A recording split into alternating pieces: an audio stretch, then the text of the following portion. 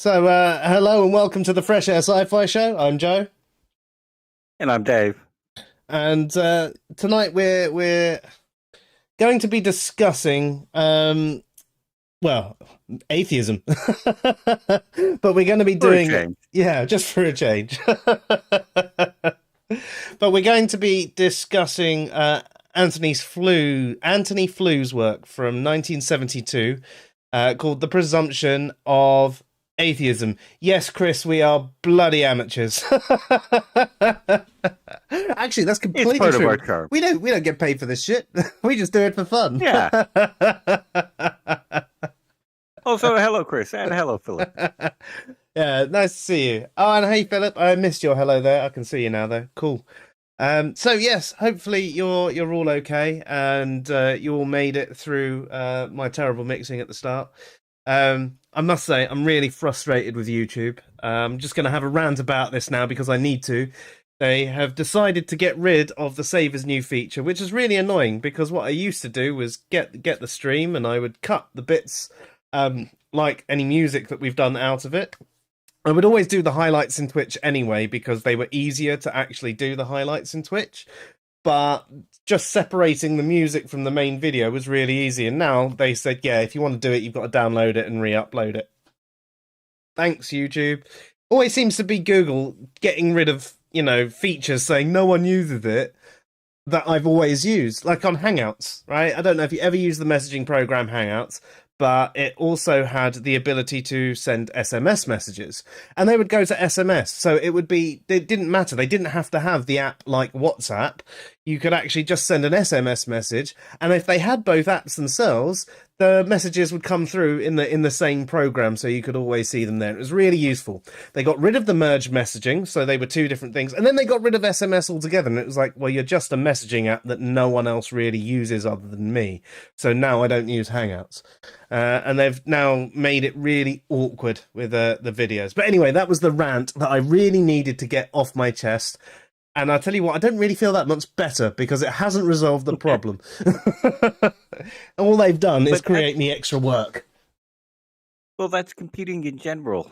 Every single app that you will ever use, as it grows, you find it removes the features that were good and useful and increases it with bloated stuff that nobody needs, wants, or will ever find useful. Yeah. In fact, there's a whole block in the computing science degree that's removing useful features and making your software more of a pain in the ass.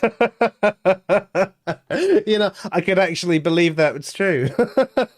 I could.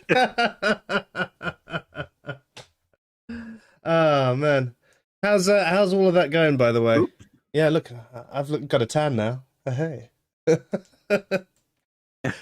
Not just that, you froze for a second there. Oh, did I? Turning on the light seemed to freeze everything. Oh dear. And now you're out of sync. I'm out of sync. Oh, well, at your By end? about a second and a half Oh, that's really at weird. my end. That's very Oh, weird. no, it's caught up now. Oh, excellent. Yeah. Oh, there you go. Yeah. So how's all that going? Actually, your course and everything. Well, as you know, I kind of fell behind. Yeah. But I've pretty much caught up now. I had an exam this morning, got an exam tomorrow, an assignment due on Thursday, and an assignment due on Tuesday. That's So quite I'm a a bit lot of challenged. work. Yeah. Yeah. Well, I mean, maybe we need to keep tonight short just so you can get off. I've also just noticed that your name is showing as Philip.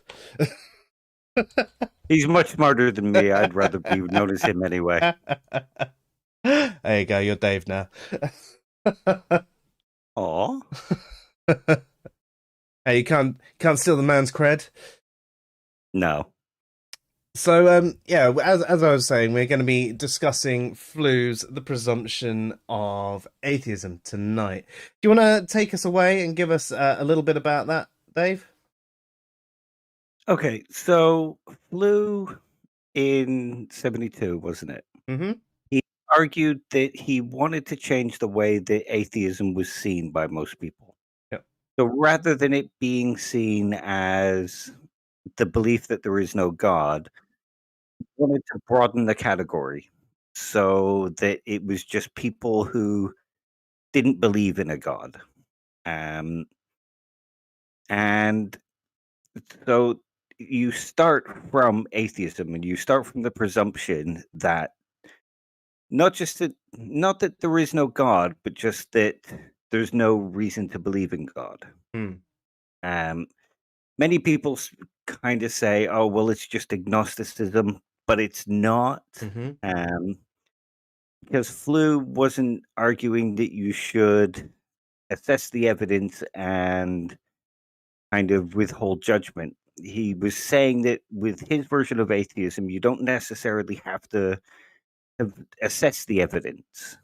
Um, he was the first to use the trial. Sort of, you're not accusing God of being guilty of existing. You're saying he's not guilty. But also, you don't even have to assess the concept itself, because you start from the assumption that there is no kind of coherent definition being given. Sort of like agnosticism in a way. No, that's what I just said. Not like agnosticism, No, not but agnosticism. agnosticism. Yeah. So it's not. Sorry, I Yeah. misheard you. So he's talking about a coherent definition of God. That sounds like what we would have called agnosticism in that regard.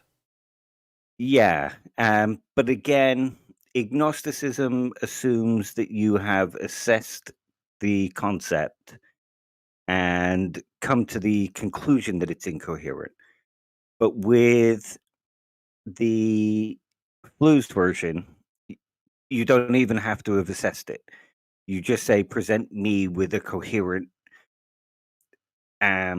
sort of concept. So you start the conversation without even assuming that they have evidence, assuming that they have a coherent definition, anything like that. But you start with the assessment that you don't believe it. Hmm. So We'll see as we go through it. yeah, I mean, in a way, it sounds almost like agnosticism light. Yeah, sort of. As well as agnosticism light and even sort of atheism light. So, did you want to go through some of the article? Do you want to pull up the screen? If you do, I can switch it Yeah. to be right back mode briefly. Yeah, I've got the article loaded up. Okie dokie. I figure rather than reading it out, we'll just go through it because I think it's about 10 pages long. Yeah, we don't need to go through the whole thing. No. Right. So let me quickly Sort of do what we did with the Mino. Yeah, no, that makes a lot of sense. So let's just put the audio playlist on. Ready when you are. It can only be attributable to human error. Is that showing? It is indeed. So I'll switch back. There we go. We're back already. That was quicker. We're almost getting not too bad at doing the changes between scenes. Aye. Well, it's easy to organize having a file preloaded, but having the technical stuff sorted out. We're getting there. We're getting there, though. Yeah. We're getting there. I hope. We would lose all of our charm if we got there. That's true.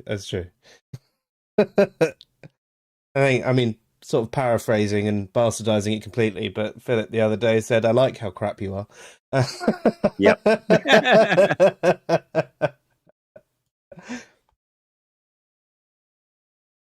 Okay, so I've moved out of Discord now, so I can't actually see. That's probably for the best. No. Okay. So Flew starts out by discussing what he means by presumption. Mm-hmm. So it's sort of as in the final line here, as you can see, the presumption of atheism is closely analogous to the presumption of innocence in the English law, and which is what he uses the court case analogy to show. And we kind of see this court case analogy appearing a lot within the atheist community with the whole, I'm not saying that God is guilty of not existing, I'm just saying that I find him not guilty of existing. I'm not, I'm not making a claim. I'm, when you say somebody's not guilty, you're not saying they're innocent. And there's a lot of that in this paper. Right. Oh, Yeah, sorry, hit the wrong button. fair enough. The word atheism, however, has in this contention to be construed unusually. And you get a lot of people who argue, like Randolph and plenty others, who argue that atheism has always meant without gods. Yeah, I mean, Yeah. I've just done an article that's going to be released tomorrow that actually breaks down all the etymology and uses of atheism throughout time, and I'm sure it's not completely exhaustive, but it's one of the more complete lists that I've seen. So yes, it hasn't always meant that. No. I mean, even in the Greek times, it didn't exactly mean without belief. It meant without the gods themselves. Yeah. And so just for context, the original use was basically something along the lines of like God forsaken. And then it was someone that didn't believe in the gods of the state. So there's two uses there. The direct translation of the etymological root did come to without gods, but like when you translate from French or Italian or something like that into English, and the direct translation doesn't make sense, you sort of have to rephrase it to your tongue. That's sort of the same thing. Just because a direct translation of the words might mean something in English doesn't mean that that's how it was used, and the same can be said for the original Greek atheos. Yeah. And I mean, the way it's used today, if I remember right, actually came from the French atheism in about 1400, 1500, In the 1500s. something like that. 1500s, yeah. I Yeah. couldn't remember exactly. Which at that point it meant denial or disbelief in gods. Yeah. And that's basically where we get the modern version of atheism from. Not the Greek version, but the French version. Mm-hmm. And Flew says that here. Like, there's a lot of people who take on a lot of what Flew says, mostly through what other people are saying, rather than reading Flew's paper firsthand, because I don't think a lot of the lack theists have actually read this paper. Yeah. But Flew says here, whereas nowadays the usual meaning of atheist in English is someone who asserts that there is no such being as God, I want the word to be understood here much less positively. I want the original Greek prefix a to read in the same way in atheist as in other Greco-English words like amoral, atypical, and asymmetrical. So we can see here that he's saying that he wants to flip what the A means from not to without. And just for context, if you weren't aware, not is used as negation. So it's the opposite of something. That's what we mean by that. So here he says, in this interpretation, an atheist becomes not someone who positively asserts the non-existence of God, but someone who is simply not a theist. And we see that now, where lots of atheists are conflating atheism with non-theism. Yeah. Yeah, I mean, that is one of the very, very common ones that you see today. And then they'll go, it literally means not theist. And you're like, yeah. Okay. And that sort of comes from Flew. And it's kind of interesting because it shows you how long it's taken for Flew's idea to actually take off in the atheist community. Yeah. Because it sort of started around 2010, around there, didn't it? Yeah. I mean, I honestly can't tell you where that became commonplace. It's something that I have been looking for in that article I was writing. I couldn't find where this sort of came to be. And looking through all the definitions and the common uses, it's this incredibly broad use. Even still, I mean, in a what was it? The Oxford Dictionary of Atheism did mention a similar sort of use from its 2016 entry. um, but that's quite a long way after this, and it seems to be the first sort of time it's transpired past this bit of work that Flew did to be in an atheist dictionary. Yeah. I can actually remember it becoming popular around 2010, maybe 2008. And it started out with early in the 2000s after the whole Four Horsemen thing. That was 2006, wasn't it? The new atheist movement was coined anyway, 2006. I'd say it probably started a little before that. I just meant the coining of new but atheism. But yeah. Oh yeah. And even then, people were still arguing that agnostic was a scared atheist, and that atheism didn't always mean belief that God did not exist. Sometimes it meant just not believing God exists. And then that slowly morphed into a lack of belief over the span of about 4 or 5 years. And now you get your head bitten off suggesting it is anything but that. Yeah. And it's kind of weird. And as we can see, the person who sort of coined the idea even admits himself that it was that. I mean, this is going back to 1972, but if it's taken that long to permeate into common atheist parlance, it shows that for quite a while it still remained what it was when he lists, the belief God does not exist. And if you go back to dictionaries in the 80s, you'll see it listed as that, and in the 90s. Yep. Yeah, I mean, even in the early 2000s, with the exception of maybe internet dictionaries after this started taking place. But yeah. I mean, sorry, just while I do that, just a relevant topic. Chris says he really dislikes the term new atheism.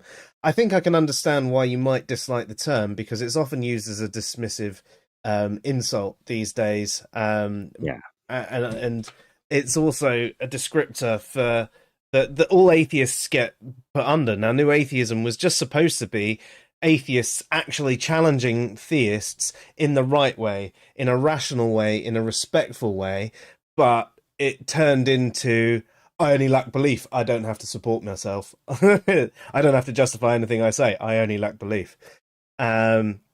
And unfortunately, every atheist that might challenge a theist now gets grouped into that category of new atheist. And I mean, that's personally why I don't really like the term, and I try to avoid using it unless I'm trying to make a point. I don't know if that's why you also dislike it, Chris. Let us know. Yeah. And I mean, a lot of atheists today don't really understand the new atheism label, because when it's brought up, you'll hear a lot of them say something like, there's nothing new about atheism. It's been around for thousands of years. Yeah. So they don't even know the history of their own movement going back 10 years. Yeah. Yeah, I mean, a simple way to put it, new atheism is atheism activism. That's, and people will use the term atheism activism, or secular activism in a way. And I think that's probably a better term for it anyway, especially with how sour the term new atheism or new atheist has got. But I would definitely say that with that sour flavour of new atheist, there are definite people that when I look at and see those behaviours of someone that claims to be an atheist, I go, new atheist. In the same way that you sort of look at that young earth creationist or evangelical and you go, fundy theist. It's that sort of thing. But yeah. And you raise a good point, using secular activist instead. And I think if we were to start using that term, you would get people like Lord Bryant on your side, because there's a lot of Christians and deists and pantheists who believe in secularism, who want separation of church and state, who don't want creationism taught in schools. Um, but a lot of the sort of new atheists today disenfranchise them by being so aggressive against anyone who may believe in a god or some kind of god. Because, yes, ask them to justify why they believe, have a discussion about what they believe. But most today are just like, oh, well, you're dumb. You believe in a god. You're irrational. So it kind of disenfranchises them from the secular movement as such. Yeah, no, I definitely agree with that. Um, it's I also think as well, you know, with atheists who are being prescriptive around the term atheism, they're pushing other forms of non-theists, or like you mentioned, secular theists. And there are secular theists. There are theists that don't have any form of religion, or they believe in a serious separation of church and state, even though they're really, you know, convinced by their religion, they believe in secularism as well.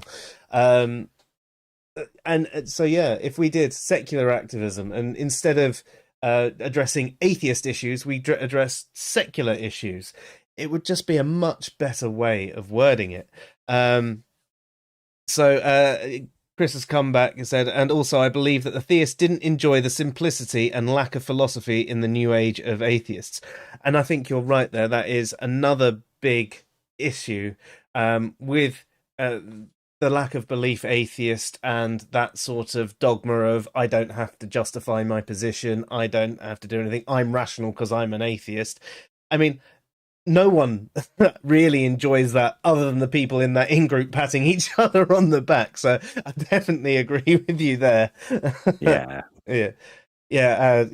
Computer Brain says new atheism TM according to Steve McRae. I mean, that's a good way of separating it in a way, like new atheism for what it was supposed to be versus new atheism TM to what it has become, if you want to do it that way.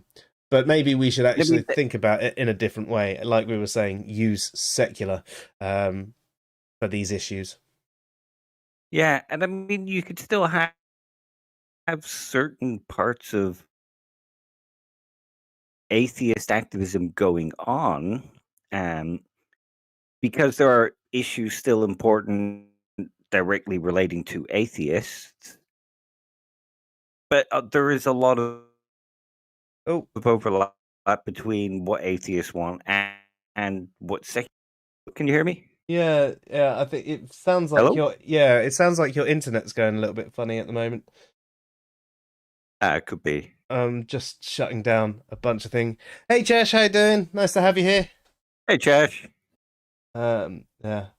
Oh, good news though. I mean, hopefully it doesn't happen tonight, but the sound card issue should be resolved soon because they're going to send me out a new one. I need to send this one back as well, but they're replacing it because it's still in warranty. But it turns out that it's actually a sound card issue, so no, not so much of a rush. At on least getting you know a new what PC. it is. Yeah, exactly.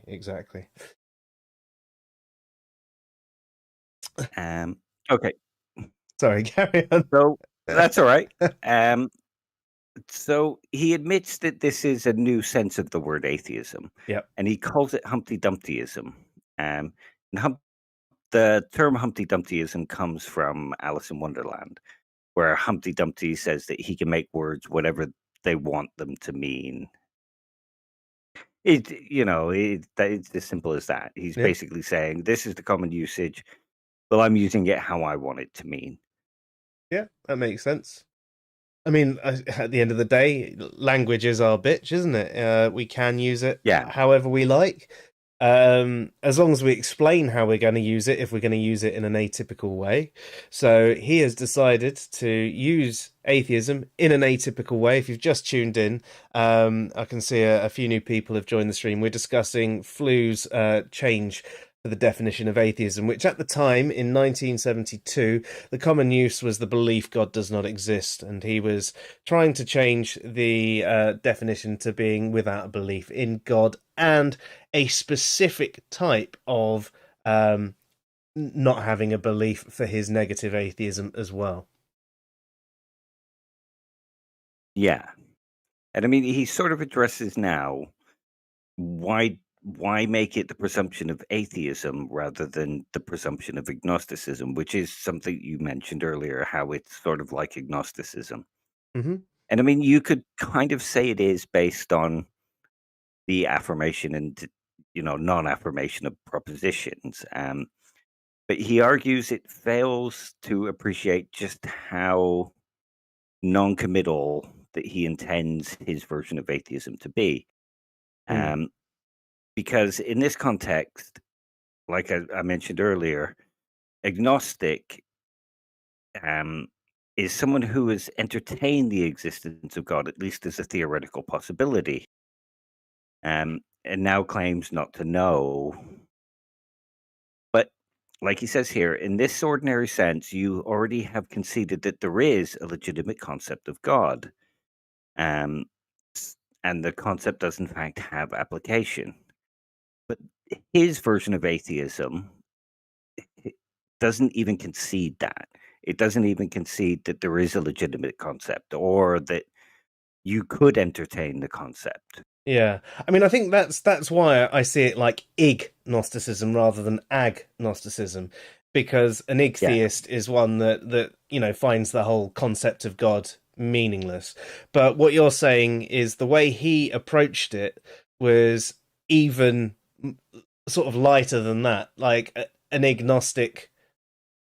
I mean, what is the difference there? Because I'm having trouble seeing the difference between his version of the negative atheist and the ignostic. Okay. The term agnostic wasn't really around then. It's kind of a new concept. So he wasn't really aware of that word. Fair. I mean, that makes sense because I mean the term agnosticism appeared 12 years before he did this paper, but we've seen how long it took for his ideas here to sort of feed through to the atheist community. So it would make sense that he himself was not aware of being agnostic as the same sort of moniker, I guess. Hey, Randolph. Hey, Bearded Heretic. Nice to see you guys. Hey guys. Yeah. So it wasn't really popularized. I mean, he was an academic, but that doesn't necessarily mean that everything had filtered through by then. Because, 40 years for this to become popular in the community itself. Mm. And in the 80s, people began arguing against flu. So that's about 10 years. Mm-hmm. Um, and again, there's a major difference between agnostic and Flew's version of atheist in that the agnostic has looked at the concept of God Yeah. and gone, that's incoherent.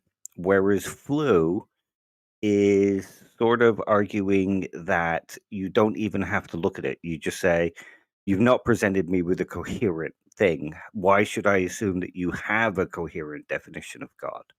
Yeah, so it's a step or two before. His goalpost is like really at the ground. Yeah. Right. It's to use an American sort of thing. It's before the quarterback has kicked the ball. Right. Yeah. Or like what's the rugby term when they kick the ball through the thing? It's the try is when they place it on the ground. Yeah. But Conversion. imagine if I can't remember. conversion, that's it. Yeah. So imagine you see the guy running to kick the ball. You aren't even presuming that he's going to necessarily even hit the ball before presuming whether he is going to actually score the conversion. Yeah, fair enough. Does that make sense? Yeah. Yeah. So you're not making any presumption at all. You, you just know that this word try exists or conversion exists. Mm-hmm. Um, so he then says he wants the debate about God to be kind of conducted in a certain way. Um, the onus of proof involves that it is up to the theist first to introduce and defend his proposed concept of God, and second, to provide sufficient reason for believing that this concept of his does in fact have an application. Yeah, I mean, I do think that it's fair to say that the theists should introduce their concept of God, but I think as well the other side of it is, as an overview, we have a general idea of what the concept of God is. So, swings and roundabouts with that one. Especially if we're talking God with the capital G of the Abrahamic faith. Yeah. But I mean, even then, you can sort of see that with the different amount of denominations and how many different people's ideas of what God is there are lots of concepts of God floating around. They might have kind of base similarities, Mm-hmm. but that doesn't necessarily mean that they're all going to be argued the same way. Yeah, this is true. Um, We know that from conversations that we've had with theists online. Yeah, exactly. So, and we sort of see this now filtering through into the atheist community, where a lot of the argument is just, you've not met your burden of proof. Show me the proof. Show me the proof. Mm-hmm. Which isn't exactly But the right way to they go sort of about it. differ in that. No, definitely not. Especially not if you start with, you haven't met your burden of proof. Because even Flew isn't starting with that as such. He's not saying you haven't met your burden of proof. He's just saying, I don't know what proof you have. I don't even know what you're discussing yet until you present me with this concept. Yeah. He's basically saying, right, give me your concept, your particular concept of God. Now tell me why I should believe it. And I suppose even in that sense, exactly. If they got to that within Flew's work, is he would he still address the other side of it? So if someone gave him a concept of God that was ill-defined, he'd go, well, this is ill-defined because of X, Y, Z. Yeah, and if he would. Right, and that's something that we often don't see from fellow atheists out there. They won't even address that, and then they talk about the evidence or the reasons to believe, the justification. We often see atheists at this point going, "No, you haven't met your burden of proof. That's not evidence. That's not this." But they don't address why they don't accept it, and that's part of the justification side of things that we're also talking about. Now, regardless of your ontological position, even if you just lack a belief, you should explain why you don't accept their claim, why you don't accept their evidence or their arguments. And it's quite easy to do in a lot of states. I mean, you could even address a particular God claim saying, well, if you think about A, B, C, they contradict each other. They don't work with each other. Therefore, you've got a contrary definition of it. Would you accept a square circle? No, because that's logically impossible. Just like the definition of your God, or the evidence, the arguments you provided me for your God. And that's what's meant by justification in these conversations. Yeah, exactly. I mean, if somebody came up to you and said that a square circle can exist in some possible world, you're within your right to say, well, no, that's impossible. We can't even conceive of a square circle. Now, you'll get a lot of people who will say it will make quite a bad argument. And it's a similar argument to what some people make when they argue when you argue 1 + 1 does not equal 3, it's 2. And that's what they'll do is they'll say, well, I can conceive of a world where people use the term circle to describe a square. So therefore, I can conceive of a square circle. But that's not what conceiving of a square circle means. Because they're still conceiving of a square, they're just renaming the term. They're not actually conceiving of the concept of a circle that is square. Does that make sense? Yeah, no, I definitely. I mean, I've also heard another argument of it the other day, where someone was talking about a square circle. And if you shine a light from a certain angle, you see a shadow of a circle, and from another one, you see, because it was. And I was like, but you're describing a completely different shape. It, just because you can look Yeah. at from this shape from one end and it looks like that, and this end from another end it looks like, you're not actually describing a square circle. So again, it's it's not actually thinking of a square circle.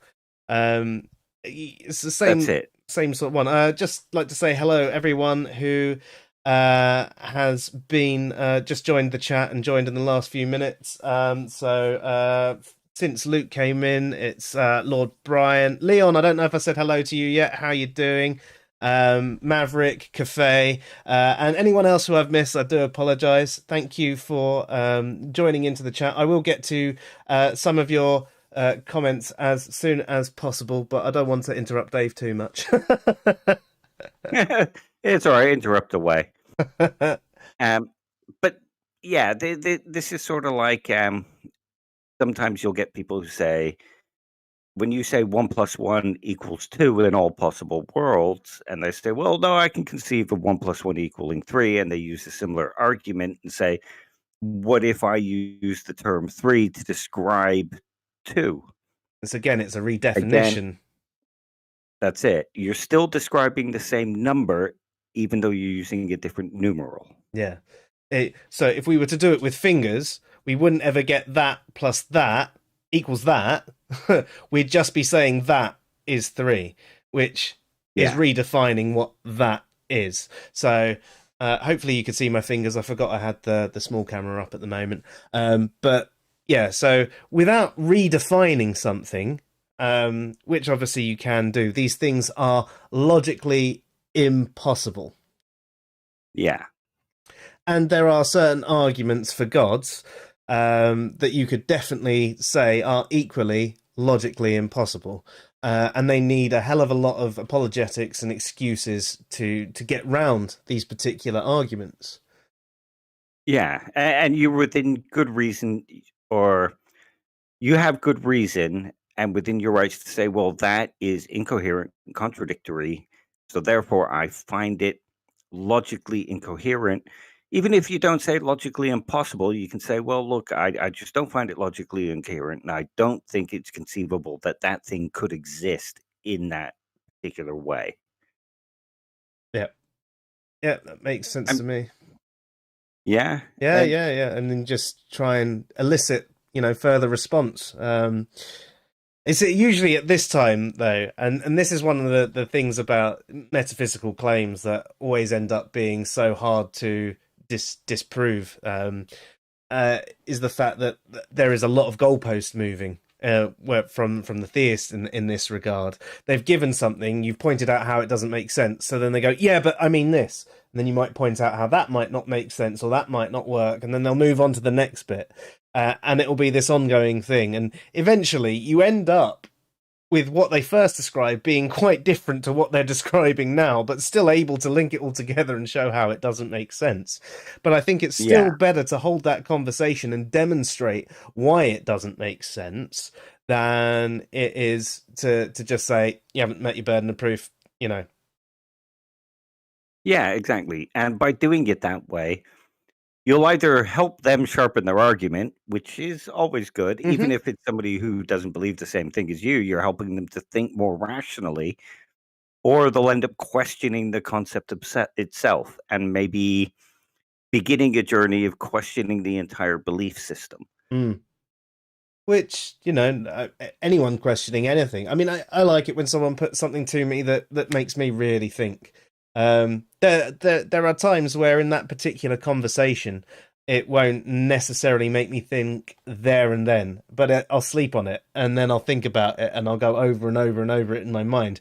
Essentially, all you can really do to change someone's mind is sow seeds. They're only going to change their mind themselves, but they're going to be more receptive to it if you have a good conversation with them than if you just put up walls and fight and insult and all that sort of thing. So I think there's definite better ways of doing things.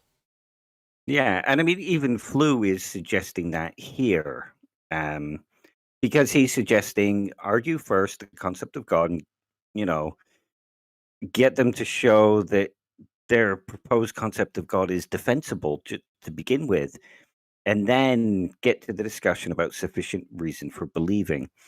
And sufficient reason does not necessarily mean present me with physical evidence. It just means sufficient justifications for believing that this concept is worth believing.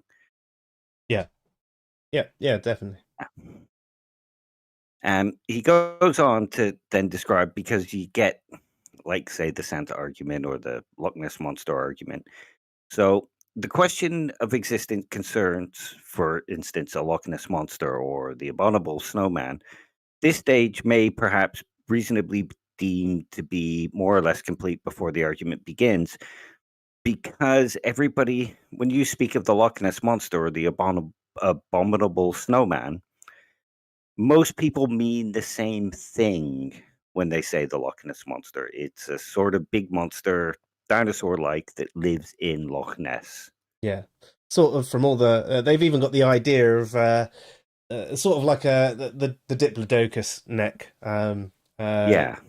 or I can't remember, but the aquatic one that looks sort of like that. That's what everybody seems to think of that. And again, with the abominable snowman, it's sort of like a giant yeti type thing. You know. Yeah, that's it. It's a big hairy man who wanders around in the snow, sort of looks like a cross between an ape and a man. There's sort of common definitions that everybody has and common properties that everybody has for these things, even if there is slight variation. But when it comes to the term God, there's way more variation than there is in ideas like Loch Ness Monster and Abominable Snowman. Yeah, even with core concepts, like even if you look at the omni deity, the three omnis, although sometimes people even say one of them, like omnibenevolence, it's not omnibenevolence, it's just benevolence or perfect benevolence, and it's just omniscience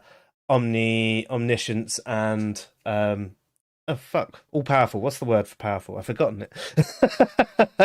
My mind has gone. Omnipotent? Yeah, omnipotent. That's the one. We were just talking in the chat about how thinking's hard, and there you go. That's proof. I had to think, and I couldn't do it. But there are That's people. why I moved from philosophy to computer science for now. But I mean, even then, people will argue what they mean about these things. You know, for example, omniscience. When you point out certain issues with the omnipotent, they'll say, well, no, they can only know everything that there is up until that point. They can't know everything in the future. It's not talking about future all knowledge. It's just they just know everything that is happening at the time. Some will even say, well, it's not that they're all knowing. It's just that they know more than every other being that's alive. They are the most knowing, and that's what they mean by that. They have, you know, all the knowledge available that is the time, but they don't know everything that could be. There's so many different ways that these things can be played with. So I completely agree with what he's saying there, in the sense that this God thing, even when theists think they're talking about the same concept, they're not necessarily, because I mean that's why there's so many different denominations within Christianity, for example. You know, they're all arguing over these minor little bits. There's no single agreement. We could say the same about the term atheist. There is no agreement in the atheist community on what we should be using about the term atheist. So by Flew's own words, then we should consider atheism meaningless. Sort of, yeah. I mean, the theist should be approaching the atheist in the same way that Flew suggests the atheist approach the believer here, because atheism is no longer this sort of unitary concept. It now has so many different things, and there's sort of idiosyncratic definitions where people are like, well, I believe atheism is the logical, considered rejection of theistic argument. Yeah. There's So that's what the theist individuals. would actually say. So someone says, you know, I'm an atheist. The theist should instantly, instead of going, well, you believe this, they should say, okay, so what do you mean by atheist in this? And then, you know, do the dialogue around that. And we atheists should do the same sort of thing with Christians. or theists in general.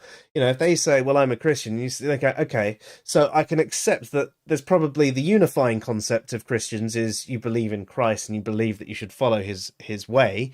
But what does, your version of Christianity look like to you?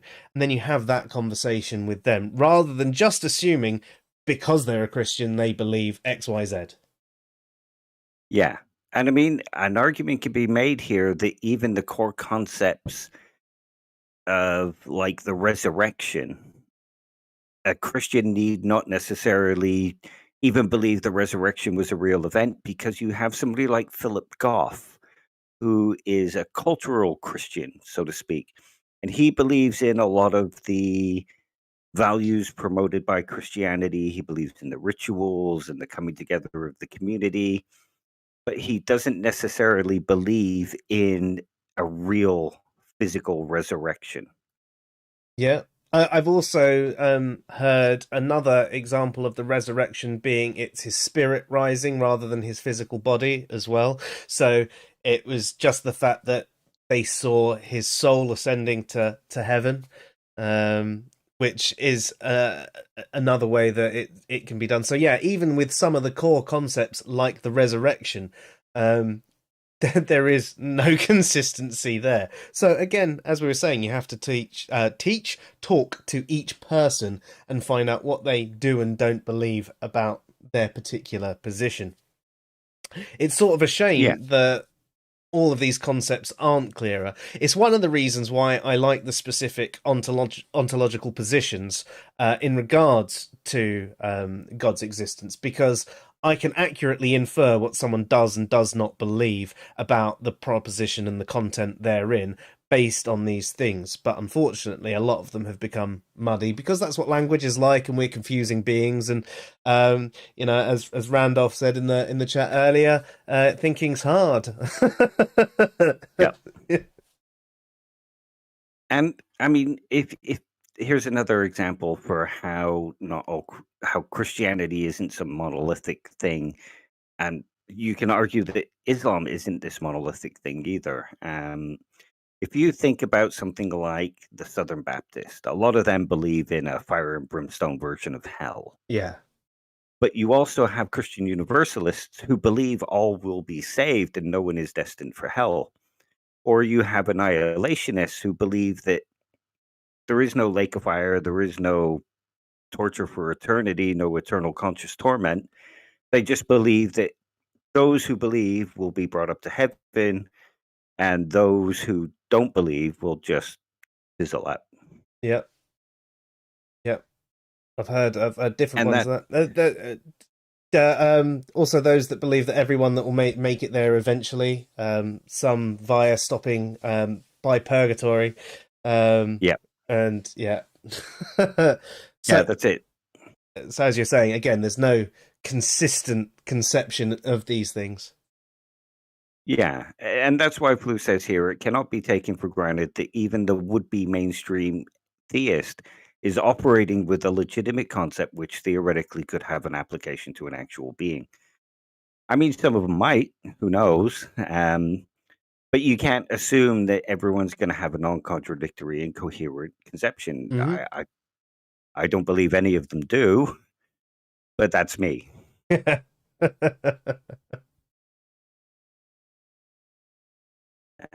I'm just catching up on the chat. We got some drama in the chat today.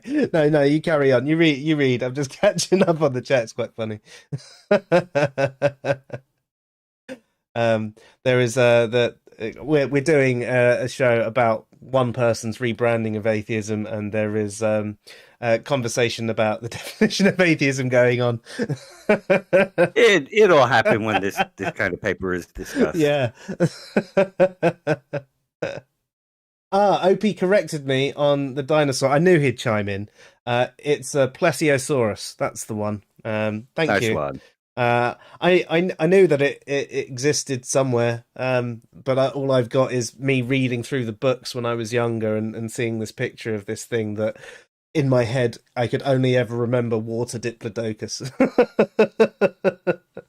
Yeah, I can see Loch Ness Monster in my brain and see what it's supposed to look like, but I can never remember the actual species it's supposed to be. Yeah. So plesiosaurus. Plesiosaurus. I bet I'm saying it wrong as well. In fact, it's kind of like a plesiosaurus. Maybe that'll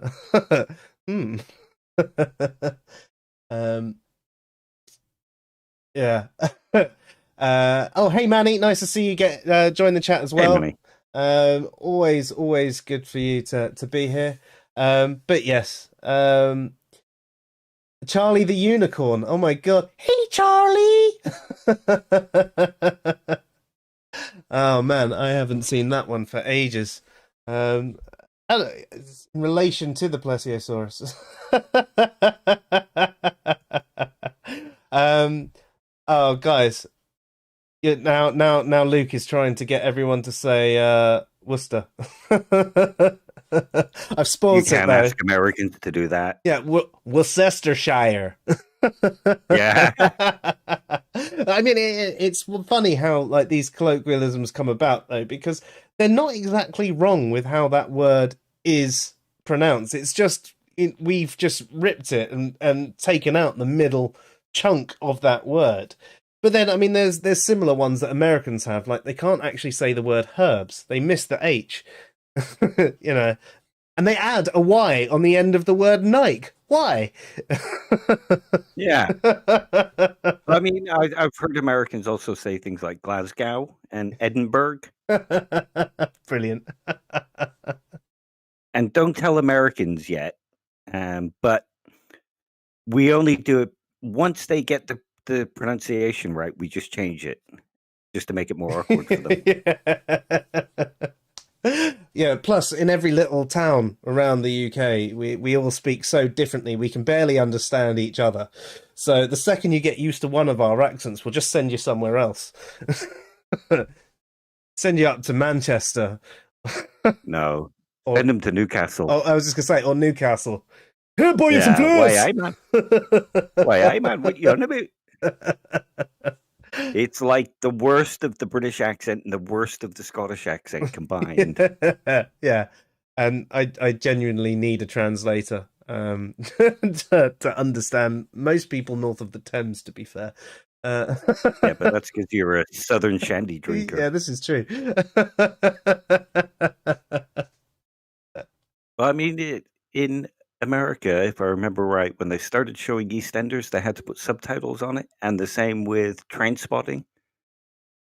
There was subtitles so that Americans could actually get what was being said. Fair. I mean, to be fair, I have subtitles on most things that I watch. Well, it's probably because I struggle with my sequential audio processing. So if I can read it at the same time, I'm more focused on what's going on. Otherwise, I get really distracted, and I sometimes have to keep rewinding. It's like when I'm reading a book sometimes as well. Actually, if there's any other sort of thing going on, I sometimes read the same page over and over again. So I should really get the audiobook at the same time as reading the book, and maybe that would help me read better as well. I need both. That might actually. Yeah.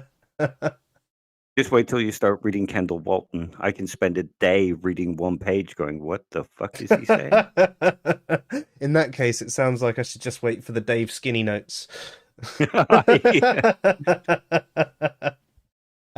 had a question from Michael James saying, why atheists are mean. We're not remedial. I think every human has the ability to be mean. Every human has the ability to be kind, with the exception of any serious psychological issues. I don't think any atheist is inherently mean. I don't think any theist is inherently mean, or any other form of non-theist. I think that they can be. I think on the internet, the behaviors of the most fundamentalist of both theists and atheists come out, and it presents the worst of us, much in the same way that you can see vegan activists, the ones that are holier than thou and get really up in your face about absolutely everything. They're not what the average vegan is like. Most vegans are really cool people, really down to earth, will really chat to you about everything. But on the internet, they will jump all over your ass and they'll be really like, and you're just like, oh. But that's the same. I think the anonymity of the internet goes to further that, because they wouldn't behave like that necessarily with someone in the street, or if you sat down and have a conversation with these people, they would change their manner. So I just think that maybe, the internet is probably terrible for a lot of these sorts of conversations. It removes immediate repercussions. So. Exactly. And I mean, the thing with atheists is it's like any other group. They're made up of humans. Humans have a huge range of psychological predispositions. And so in every group, you will get from one end of the spectrum to the other. It's just generally within our own in-group, we will tend to overlook the worst while seeing the worst in other groups. Exactly. I mean, that as you say, in-group, I mean, that's just appealing to our tribal nature. And humans are still very, very tribal creatures. We look after our own, and we fear, reject, hate anything that's a little bit different. So, as you say, you'll look at the worst of the others, you will other everyone, and you'll sort of ignore a lot of the shit, and even maybe back up the shit from your own group. The other thing that does happen sometimes, though, when someone who is in the in-group says something slightly different to the rest of the in-group, they might get othered too and pushed out. Yeah. Dave and I quite often don't go with the standard atheist consensus on a lot of things, so we're assumed that we're theists, but we believe gods don't exist. Yeah. It's just like, right. I got tired of being called the theist troll, which is why I don't really get in discussions with a lot of other atheists these days. I don't blame you.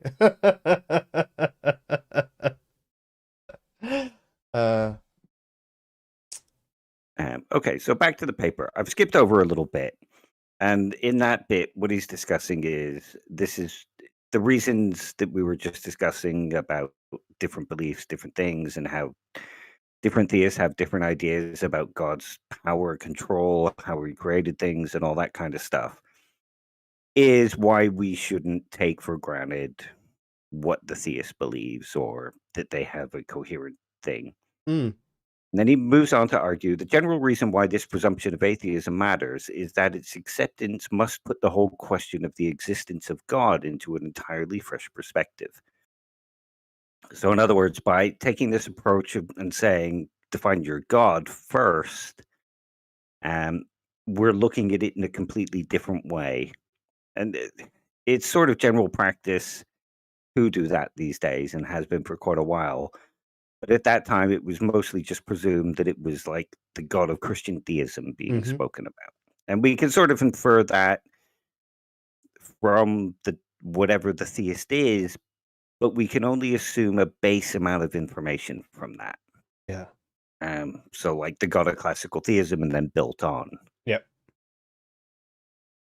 Yeah, I mean, which makes sense. I mean, you would, especially if you're in a particular country where there is a country's belief. I mean, it's quite often said that like we're a Christian country, so if someone mentions God in this country, you'd probably assume that they're talking about, the Christian God. But I agree with, as you say, it's par for the course now. It tends to be the way we go about things. But I agree that that's what we should be doing, is actually trying to spend more time at the beginning of the conversation working out what they mean by God and what their beliefs are surrounding their God, the justifications for their God.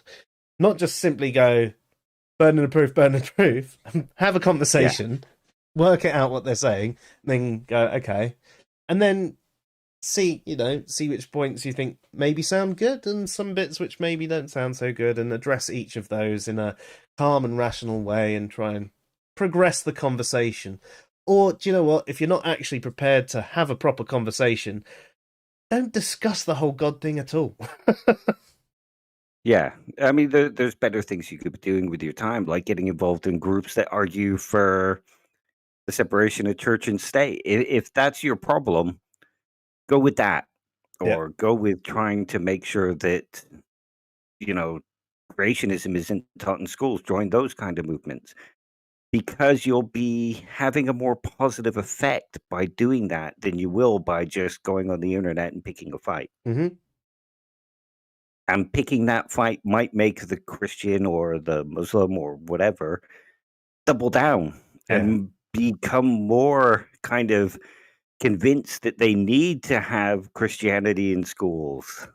So you might be doing more harm than good by going online and going, well, you're a fucking idiot. Show me your proof. Show me your proof. Yeah. And, you know, if the whole point is to remove the problem, don't create more problems. Yep. And Flew makes a good point here that if we look at it this way, and we start putting it in this light, and we start getting them to go over their concepts, we might be able to point out the conceptual problems. Hmm.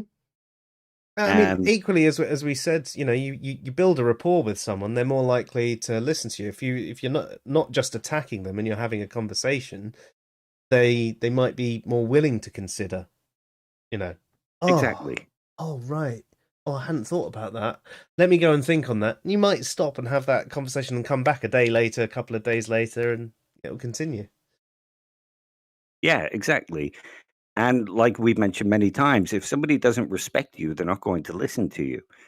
Like, let's take William Lane Craig, for example. Okay. I can respect that he is a good philosopher. I know he's got a PhD. I know he knows his arguments. He knows terms, definitions. He knows logic. And so I can admit that his arguments are logically valid. Now, a lot of atheists don't respect him at all, and they'll just disregard anything he says as bad. Yeah. Just reject it because it's William Lane Craig. I mean, it's a genetic fallacy, but they'll just reject it because they have no respect. And you'll find the same with a lot of theists who'll do that with atheist philosophers. Well, he's an atheist. He's obviously a fool. The fool has said there is no God, you know, that kind of stuff. Yep. So respect matters. Very much so.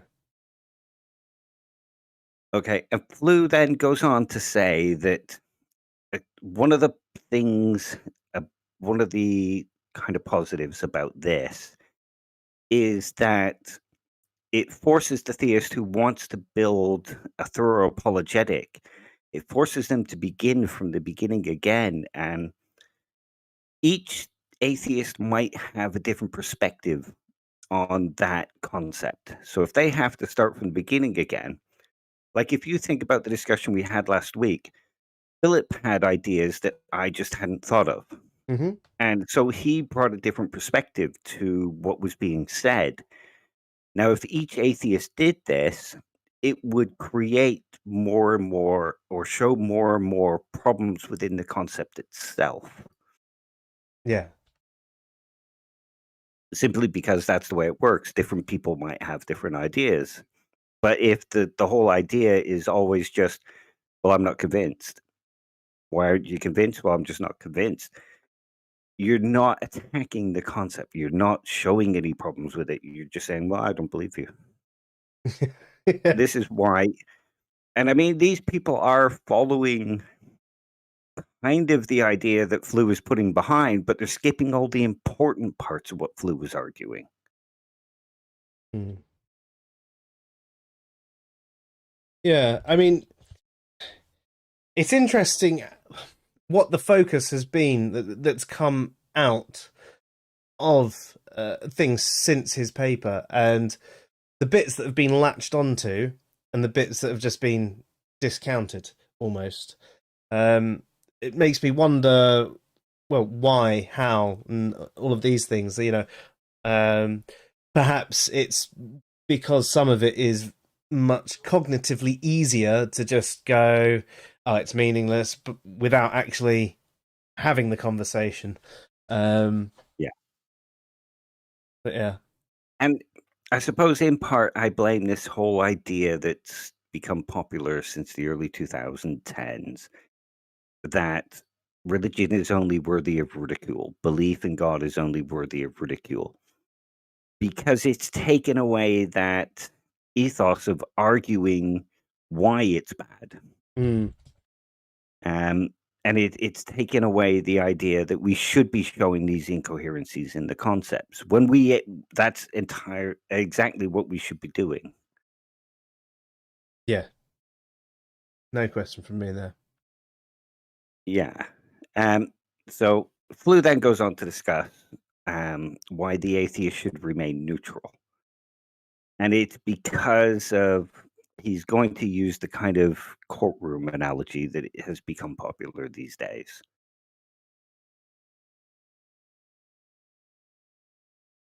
I'll just wait for you to finish. No. I'm just responding in the chat. I suppose as you've done there. So Bearded Heretic says you have subtitles, but you're dyslexic. Yeah, I'm dyslexic, but I also suffer with sequential audio processing and memory.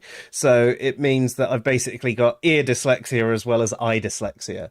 So attacking my senses on both counts so that I can hear and see the words helps me better, because as I was saying, when I read a book I can read the same bit over and over and over again, but if I'm just listening to something, I don't always stay on point.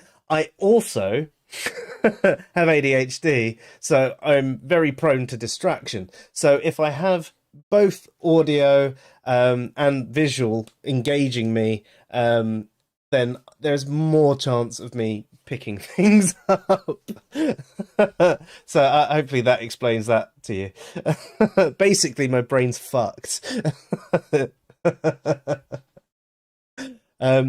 been quite a few comments coming through the chat, but most of the time they're just talking amongst themselves. It was nice to see you all enjoying such a good conversation. But LB asks a question saying, as atheism is huge in the UK, is it more relaxed than here over there? I wouldn't say atheism is huge exactly. I'd say that religion just isn't a big deal over here.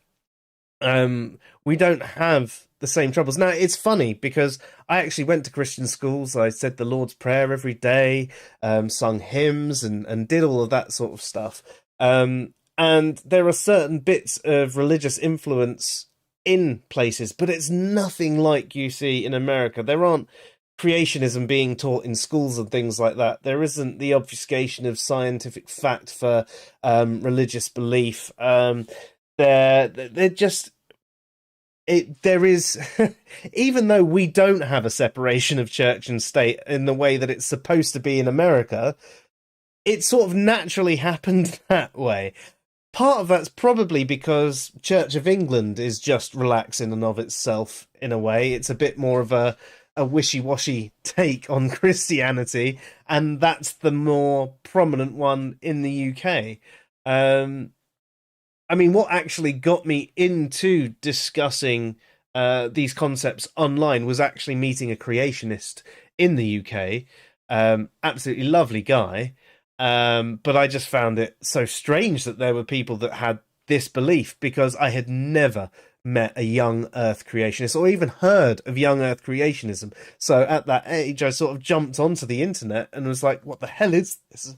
And suddenly there was all this fundamentalist religiosity that sort of blew my mind away. And I did become a bit of a keyboard warrior myself when I first started these conversations, because I couldn't believe how, well, ridiculous a lot of these concepts seemed.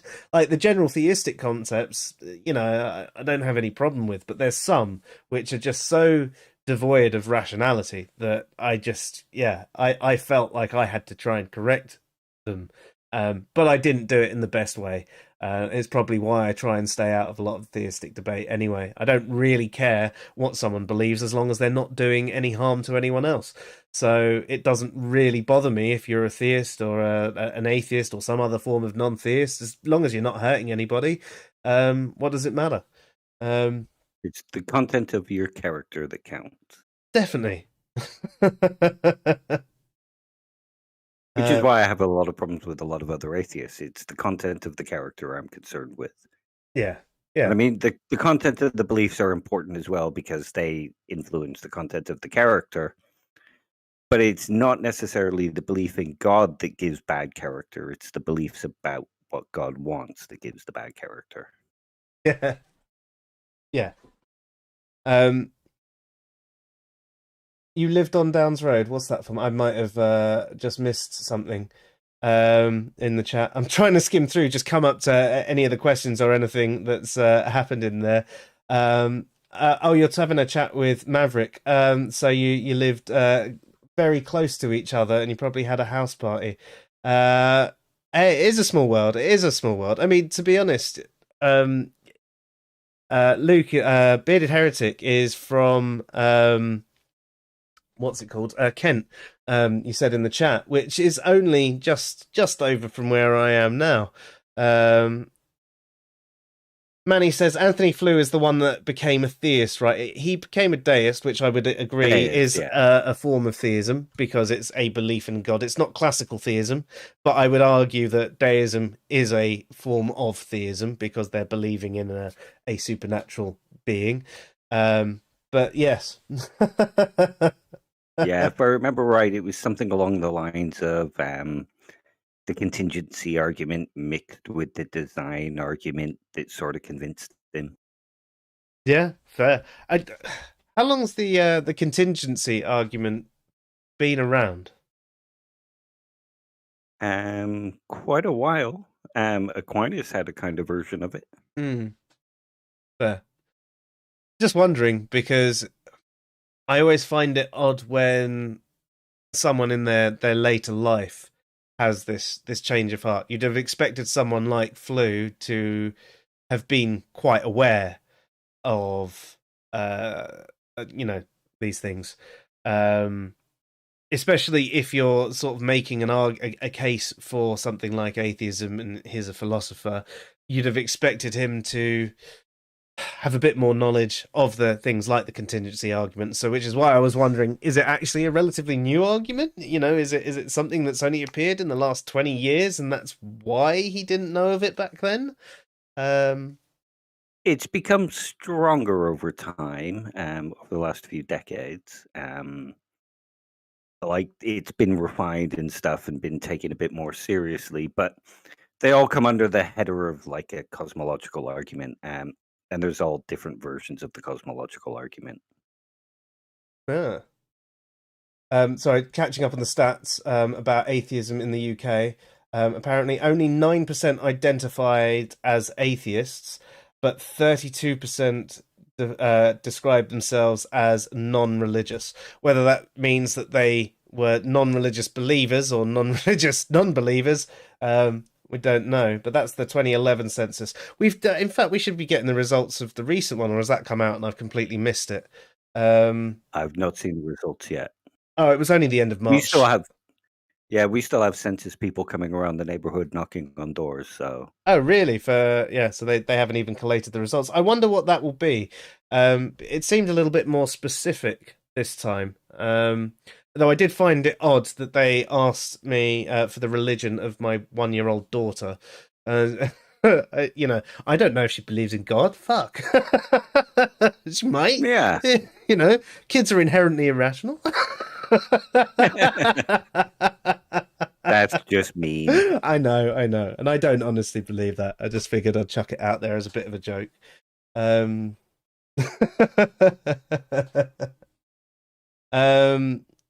Yeah, as Bearded Heretic says, the UK has a lot of underlying religious aspects to it, which are starting to become problematic. They can be in certain areas.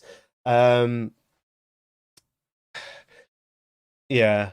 I mean, there even are still, even in schools, there are some state schools that still, so obviously in the private schools, if you send someone to a private school and it happens to be a religious private school, or even if it's a church-funded school, then you can expect there to be the churchiness to it. But there are some state schools which obviously have a religious principal or headmaster that sort of try and enforce things on there. So you do get some of that sort of stuff coming in, and also I think within politics, there are some still outdated, bigoted views that are inspired by religion on things like marriage and homosexuality and things like that. I mean, there is still a problem, but it's not a big problem. It's not a big issue. There's stuff coming through, but at the end of the day, you tend not to get into a conversation. Like when I lived in America, and I said, I told someone that I didn't believe in any gods or anything like that and didn't have a religion. I was told I had to believe in something. It could be anything, but I had to have a belief. It was just completely irrational to not believe in gods and things like that. And it was that there was this massive attitude. And in the end, I told them I was a Wiccan, and apparently that was more satisfactory than being an atheist. Which I don't fully understand why, because their Bible says that you should not suffer a witch to live. So surely it should have caused more hate, but it didn't. Chris also says in Sweden, the atheism isn't even a movement and almost not even theism. It's hard to find open believers, perhaps the only from the Muslim community, though. That's really interesting. So basically, non-theism or atheism, whatever it is, in Sweden is the more common one there. That's really, really, really interesting. Yeah, so I mean, get back to the statistics one. Randolph says it's not uncommon for a theist to not follow or practice a religion. I mean, there are quite more and more secular theists, especially in the forms of deists. That's why I think that there is a difference between believing in gods and having a religion. There are also atheistic religions. Some forms of Buddhism, Church of Satan, Satanic Temple, all of them either don't believe in gods or actually believe gods do not exist. So, or they have a slightly different take on it. I know there's some forms of Buddhism that might have more of a theistic style belief to it. So, asking about religion doesn't necessarily tell you if someone believes in a deity or not. It's quite a difficult one there. I mean, if Opie would know better than me, but I think Shinto in Japan is a godless religion as well. It's more about ghosts and spirits and things like that. Sorry, say again? Opie would know better than me. Yeah. But if I'm remembering correctly, you have Shinto in Japan, and that's more about the worship of ancestors and ghosts and spirits and things like that. I think it's an actual godless religion. Isn't that the same with Native American religions? They don't actually necessarily have a deity as such, but they have spirits and stuff as well. I can't actually speak from much experience on that one, so if anyone wants to correct me, they can. But I believe that there wasn't, the gods as such. It was the spirits and the forefathers, and much in the same way as you were describing there. But then again, I mean, there could have been different takes on that as well. Randolph says, if the contingency argument is true, then it would have to be timeless and therefore never not been around.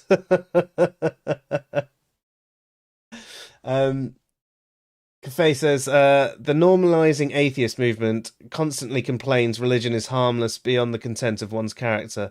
They're worried about theists getting religious-inspired laws passed legislation. I don't know what you mean exactly by that. It depends on the types of people and how they take their beliefs. There are certain characters that do get weaponized. We can see that there are definite harms done by the people trying to enforce religious beliefs in certain areas. There are certain parts of the world where homosexuals and atheists are killed just for being homosexuals and atheists.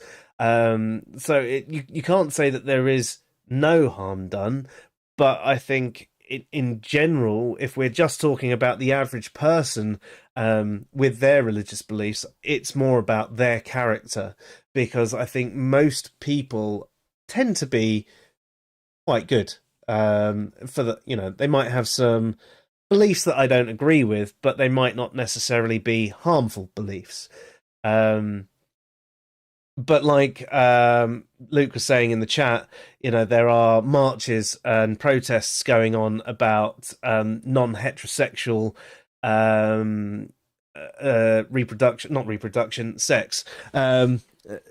Non-heterosexual sex being taught in schools, which I personally don't see a problem with. I think everybody should understand how all these different things work. At the end of the day, they're probably not getting them to act it out themselves, just like in your sex education when you were younger.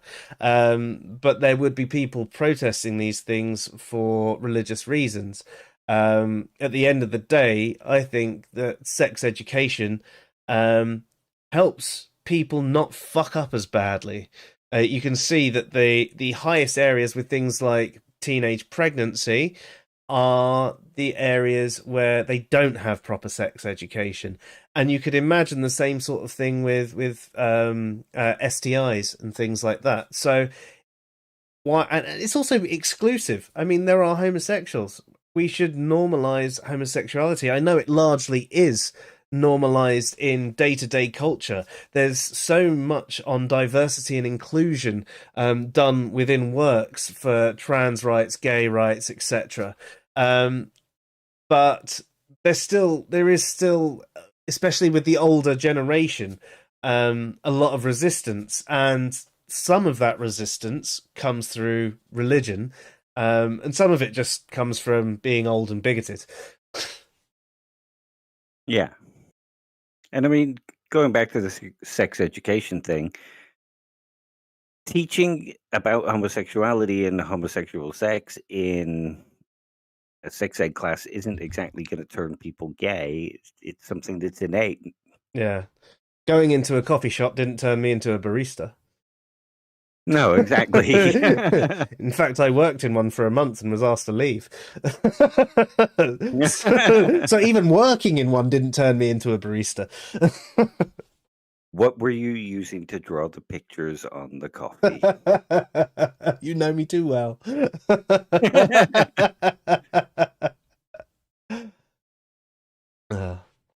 Sorry, Dave. Carry on. I'm almost caught up on the chat. No worries. Okay, so Flew then goes on to argue about his presumption of atheism some more, and he mentions that there's a confusion about possible varieties of proof, and he goes on to describe how these can be resolved. And he mentions that it's frequently said nowadays that everybody knows that it's impossible to prove the existence of God, even by professing Roman Catholics. And that an objection to this is that it's part of essential dogma of Roman Catholicism, as defined by the First Vatican Council, that the one and true God, our Creator and Lord, can be known for certain through the creation by the natural light of human reason. So when people argue that it's impossible to prove or disprove God, there are religions and believers and things that argue that it is possible to prove that God exists. So if it's possible to prove that God exists, it's possible to prove that he doesn't. Depending on the concept. Yeah. No, well, I think as you say, depending on the concept, there are some concepts, as we discussed earlier, that are so logically impossible that they are incoherent, and therefore we can say that they don't exist. But I've not found anything convincing enough to suggest one does. Yeah. And I mean, I know that there's the whole, well, it's a metaphysical being, therefore you can't use physical sciences to prove it. But most people who understand these arguments know that, okay, you can prove that God didn't have a hand in certain things by examining those certain things. Um, like the Genesis story can't be a true account because we know how the things. I mean, you could argue that it doesn't necessarily prove that this God doesn't exist, but for those who believe that Genesis is a literal kind of description, you can then say, well, I know your version of that God does not exist. Mm. Yeah. Um, but most theists who discuss this stuff are using arguments. Hmm. And I know there's the whole arguments don't prove anything, the map is not the territory. Show me the physical evidence. Well, you're making a misunderstanding of the arguments, and arguing stuff like that isn't necessarily going to further the discussion or convince the person that the arguments are bad. Yeah. Yeah. Just address them. Yeah. It's the problem with the word proof, though. Generally, when people hear the word proof, they mean conclusive evidence, and they think about evidence in the scientific realm. But when we're talking about, the burden of proof or epistemic justification, it's more addressing the arguments and justifying your position in a rational way. Yeah. So, And what leads you to this conclusion? And there could be some argument that you might find one day that you can't actually defeat that argument. yeah. And saying, that's when I tend to find that falls back on as well. Like, well, that's just an argument. That's not real proof. It's like, okay, but address the argument. Tell me what's wrong with that particular argument. Yeah. And then maybe you'll get them to realize there's a problem with their argument. And all of a sudden, maybe they'll have something else, or maybe you'll have convinced them or got them thinking about it a little bit more. That's it. And that's the important thing, is getting people thinking. If you just say, well, no physical evidence equals no God, you're not getting them thinking beyond anything other than, well, he just doesn't understand epistemology. Mm. And I mean, Flew goes on here, and this is kind of what makes me laugh, is a lot of modern atheists are sort of using this bastardized version of what Flew was arguing. But even Flew says here, it is therefore worth underlining that when the presumption of atheism is explained as insisting that the onus of proof must be on the theist. I'm sorry, I've got a hell of a tickle in my throat tonight. No. The word proof is being used in the ordinary wide sense in which it can embrace any and every variety of sufficient reason. Yeah. Which means arguments and reasons for believing and things like that. So when the atheist who's sort of subscribing to Flew's position turns around and says, well, arguments aren't justification, well, they're arguing against Flew. Yeah. I mean, that's basically what we're talking about here with the proof, though, isn't it? We're talking about, in a more, a wider sense, justification, and that is how proof can be used.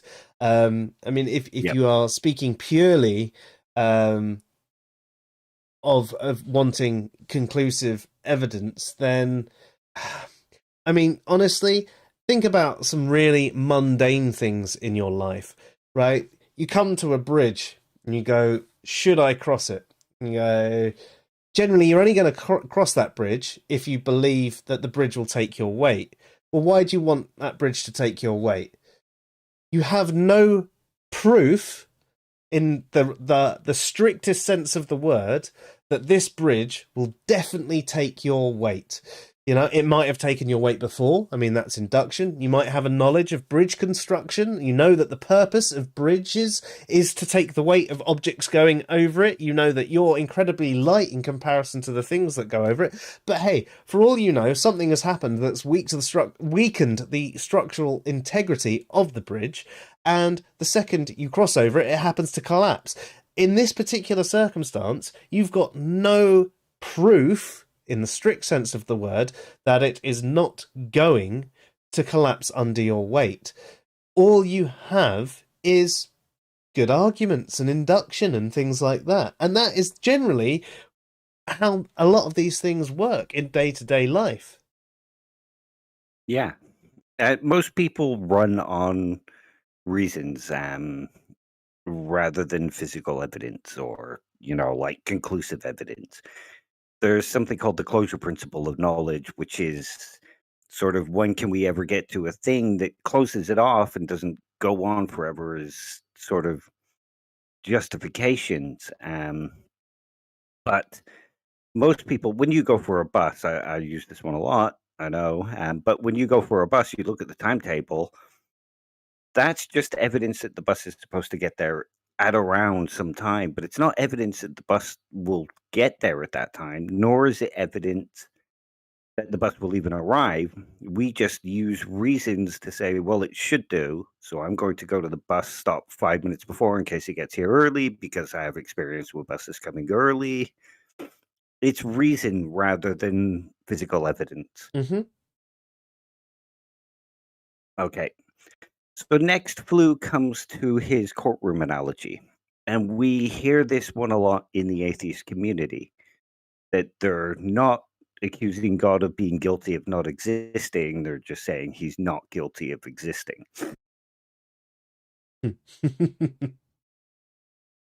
Yeah. I've always found that one to be a little bit funny in itself. I understand how sort of the inferences you can get from it, but yeah. Yeah. And one of the things he says is that there's an analogy between these two presumptions that we can have justifications and justifications can be proved. One element of that is that both of those things are defeasible. We can come up with counter arguments, we can show incoherencies, like you mentioned before. And that's the point of getting them to go through their definition of God. Because we can say they're guilty of not existing if we actually go through the proofs and evidences provided. Fair. Um, the presumption of innocence indicates where the court should start and how it must proceed. Yet the prosecution is still able, more often than not, to bring forward what is in the end accepted as sufficient reason to warrant the verdict guilty. Which appropriate sufficient reason is properly characterized as proof of guilt.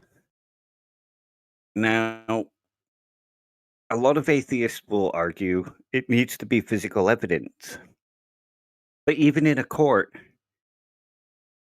circumstantial evidence can be brought together by a good argument which shows that the person is guilty. Mm-hmm.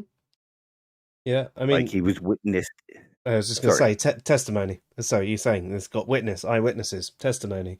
It's not necessarily strong physical evidence by any stretch of the imagination. At the end of the day, it's people giving anecdotes of what they saw. Yeah. And most people on a jury aren't scientists or forensic psychologists or forensic scientists. They can only go by what is argued by the expert testimony. And they'll take that on board and kind of process it and then come up with an argument for why they either don't find it convincing or find the person guilty. Mm. And Yeah. that's Blue's idea for this. It doesn't necessarily need to be this kind of rock solid evidence or physical evidence. Reason and justification, the epistemic justifications can be arguments.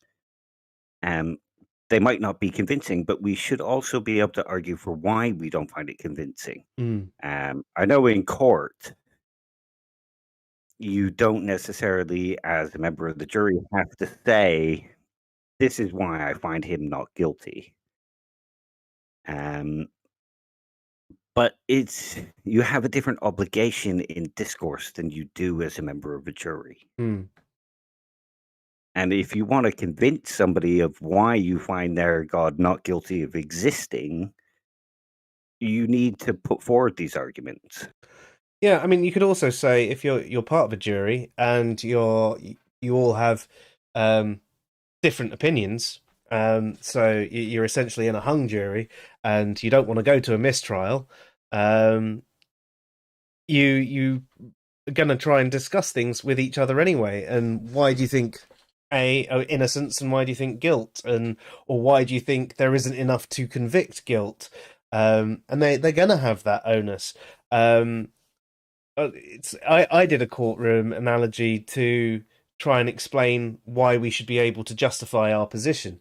So it wasn't exactly a real life court one, but it was talking about the jury. You you don't want the jury to convict someone of guilt or innocence, or should I say guilt or not guilt, simply because not enough evidence. Well, why? Well, it just didn't convince me. Well, what about it didn't convince you? Just didn't feel it, man. Don't seem right. Didn't meet the burden of proof. There's a bit more to the deliberation, or at least you'd hope there's a bit more to the deliberation, especially in some places where they still have things like the death penalty. Yeah, whatever, they seem guilty. Fuck it. What makes you think they're deserving of the death penalty then? They just seem like a bit of a dick.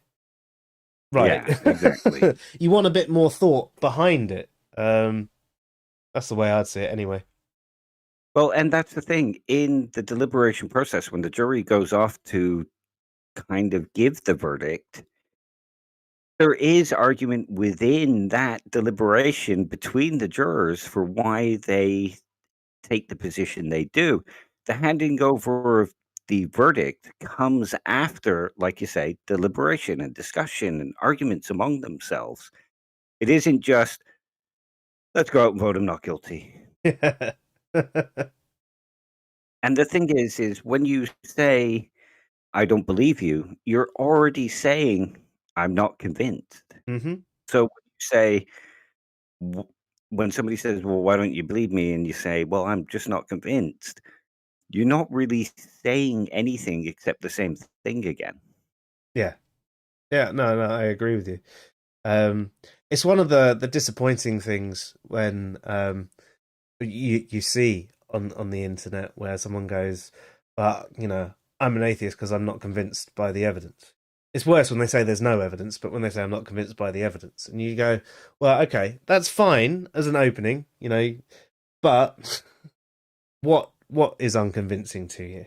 And that's the bit I think a lot of us are missing in the community, especially online, when we're having these discussions on places like Twitter or Facebook debate groups or anything like that.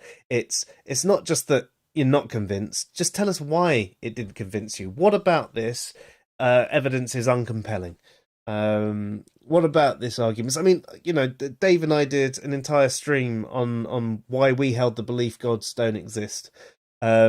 We're happy to provide our arguments. We try and actually stay away from the general, theistic arguments these days. As I said earlier, we sort of don't really care, as long as you're not hurting anyone. But if you want us to talk about it, we can, and we did address it in a stream. It's just kind of bad when you do see some atheists saying that sort of thing, and you try and find out what their reasons are. Because sometimes there might be something I haven't thought about, and maybe it's another tool for my belt. It's always good to have these conversations and maybe check your own biases. There are times when I've put stuff forward and it's been pointed out to me that it's not a strong argument as I first thought. Okay, I have to think on it more. Great, it's made me think. I mean, I know thinking's hard. We all find thinking hard. Causes us to have a lot of headaches, and Yeah, but it's good to do. Well, here's another thing about this courtroom analogy, and you raise a good point, checking your biases at the door. Now, Flew argues that we should come to the proposition and the argument without any kind of presumptions beyond, I don't have any thoughts on this thing until you lay it out in front of me. Hmm. Now, a lot of them, a lot of the people who follow this and use the courtroom analogy will come to those discussions with a lot of presumptions like evidence must be physical, evidence must be testable, evidence must be repeatable. All gods are false, all gods are imaginary. Now, that betrays what Flew is attempting to argue here because he's saying, come to it not with any of those presumptions, but just with the presumption that it's up to them to make their case. Mm. Yeah.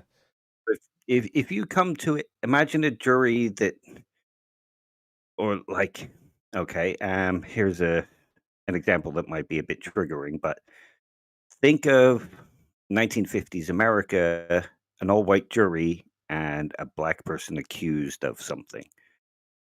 A lot of them will come to it with sort of biases because of the time. Well, he's black, he's obviously something wrong with him, that kind of stuff. You still get those sorts of biases today. Not as bad, but there are still those biases today. Exactly. Well, if he's black, he must have committed a crime. He should have, that kind of stuff. Blacks are more prone to crime. None of those things are true. But if the defense lawyer was good and he found out that you came with those biases, he could argue that the trial was unfair because you didn't come with the presumption of innocence. You came with the presumption that he was guilty. Hmm. And so when you use Flew's argument and you come with the idea that all gods are imaginary, you're already betraying what Flew is trying to argue here. Hmm. Does that make sense? Oh, it definitely does. I mean, I like his method. I don't necessarily agree that the way I prefer to define atheism, I don't necessarily think I'd necessarily regard it as a form of atheism. But the method he uses is a good method. So, regardless of the ontological position, I think anyone can use this method and should use this method for any sort of claim. Start at the beginning, leave your biases at the door, and actually just say, right, let's have a conversation about this, make your case, right. Start with your initial premises, provide your arguments to support this premise, and tear it down bit by bit if you need to. Ask questions, have a conversation. So yeah, regardless of whether you want to call it an atheist or not, I mean, that bit is kind of irrelevant. He uses negative atheism for this, but I think even the positive atheist in his world should still use this method for the conversations. But yeah. No, I like it though. Absolutely. Yeah. He raises a lot of really good points. And I mean, here he's saying that if you start with positive atheism, you're already starting with this conclusion that God does not exist. And it also starts with the theist being able to say, well, what is your proof? They can start from the presumption of theism and say, what is your proof for this? So with his method, you're starting with this thing where the theist can't turn around and say, where is your proof for your stance? Because you haven't actually taken a stance until they've laid out their case in front of you. Yeah, which makes sense. Which is one of the reasons, it's one of the reasons why he wanted to change atheism to this non-committal kind of approach. Well, atheism is just taking an approach that you are not just not convinced, but you start from the position that nobody else has convinced you so far, but let's have a look at what you're arguing.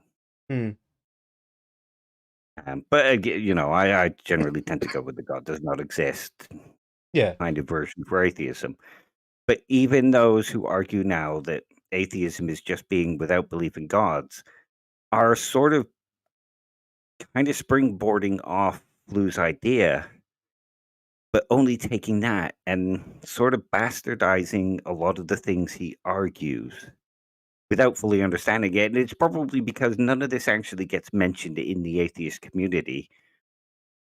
Just really simple ideas from it mixed in with a kind of scientism.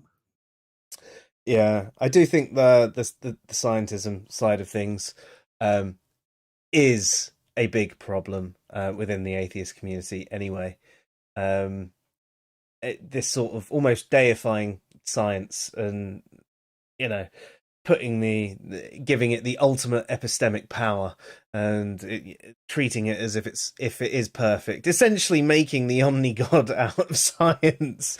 And you're just like, no, science is great, especially only for really investigating the physical natural world. It's not really for the metaphysical unless you've got an argument that the metaphysical is affecting the physical in some way. But yeah. And here's something to mention. I know we discussed the empathetic atheist on the last stream, but here's something to mention. A lot of atheists are kind of giving him grief for his approach. But if you think about his approach, he has done exactly what Flew has argued in this paper. He started from the presumption that he was unsure whether they could meet their burden. He began with them laying out all their apologetics and then made a verdict after hearing all the apologetics. So he did what Flew argued. Yeah. And fair play to him. I mean, it is... Yeah. Whilst I don't agree with his new ontological position, I can applaud the fact that he changed his mind, that he actually took an honest approach with it. It shows that, he was an honest guy. He still is an honest guy. Yeah. And that's more than I can say for many that I've had conversations with. I've had he's actually contacted us since we did that video and said thank you, because he appreciates that we didn't attack him. So it was nice. Hopefully we can have him on for a chat and find his side, find out how the drama's all going, and find out the arguments that convinced him the most from his words. Be quite an interesting stream to have. And dispel this idea from a lot of atheists that it was just the column that convinced him, or just the contingency argument that convinced him. Yeah. It's never just one argument. I mean, as we said last Thursday, it's never just one argument. No, exactly. It's a collection of arguments that all make sense and come together. Yeah, exactly. It's think about it like building a house. It's not just one brick that you can live in. It's the combination of all the bricks going around to at least make a small shack. Yeah. So, I mean, there's a lot more to go with this paper, obviously. And we could do it another point, but this is basically what a lot of contemporary atheists are taking from this paper and sort of getting wrong. Yeah, it makes a lot of sense. Should we switch back to the normal mode, or is there anything else you wanted to cover off quickly? Oh, no, that's enough to get the idea of what Flew was arguing and the differences. And it's mostly what I wanted to discuss about the difference between what atheism has become and using Flew's ideas and what Flew was arguing himself. No, thank you for that. I really enjoyed it. But let's quickly switch back then. And we're back in the room. How's it going? Yeah, good. No, that's sorry to drone on so much there, but no, I enjoyed it. It's quite interesting looking at the way that a lot of us atheists have taken these sorts of ideas and sort of changed how they ought to be understood. And I suppose in a way it's something we all do. We've oversimplified what was actually being said. We've taken the fact that he's arguing for, you know, a form of non-theism to be regarded as atheism, and you know, to address the concept, but unfortunately it's become, well, I only lack a belief, and I don't have to justify my position. Whereas here's like, well, it's not that you don't have to justify your position. You can start with saying, well, you know, I don't accept any of these claims. I don't understand. Nothing's convinced me up to now. What do you mean by God? Tell me about your God. And then having the conversation. And that's the way it should be anyway. Even if you believe gods don't exist, you should try and approach the conversation without any of your biases. But especially if you're sitting in that position where you're saying you only lack belief, you should be more in that state where, okay, tell me about your God. Let you know. Tell me what you mean by God. Tell me how you define God. Okay. And then going, right, can you see there's this problem with this? This is why I don't accept your definition, and going through it. Now, maybe it can be tiring. Maybe it's exhausting to actually have these conversations. But if you're actually interested in these sorts of conversations or changing a mind or anything like that, why would you engage in conversations where you're just going to be a stonewall and not have a conversation?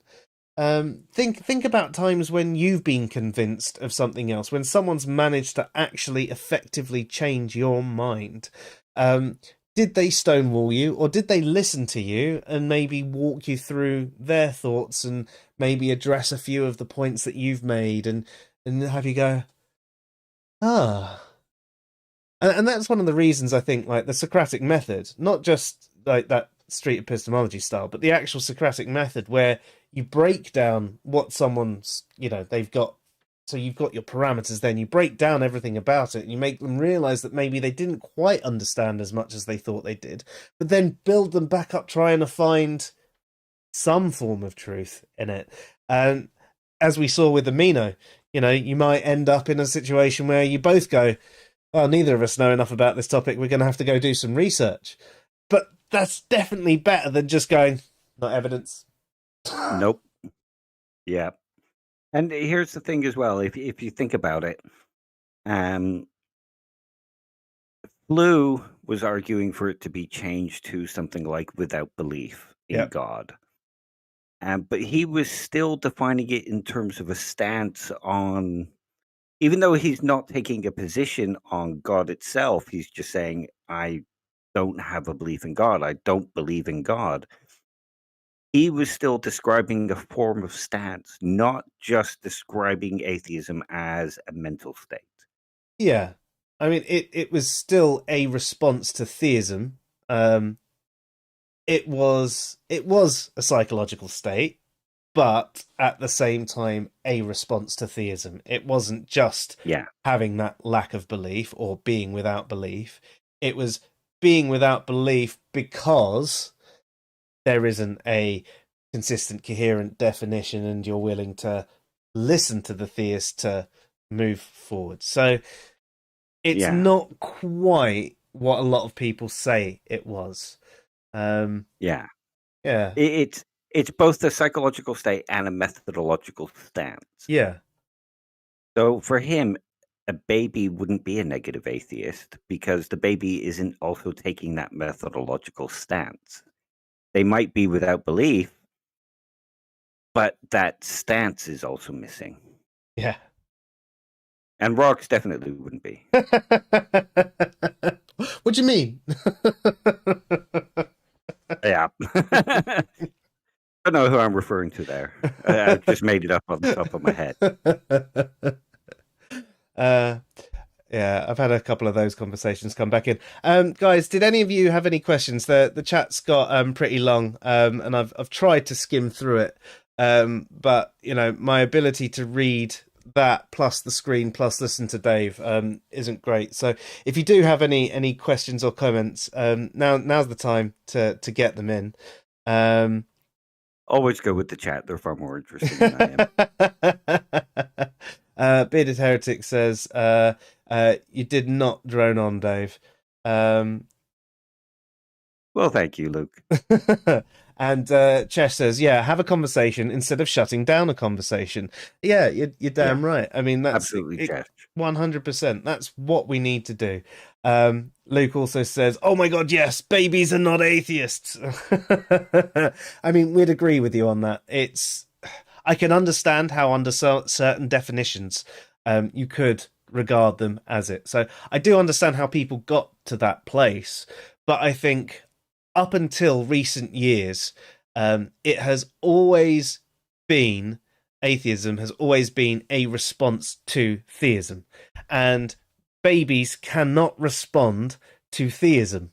Their consciousness doesn't even start to form until they're like 5 months old, really.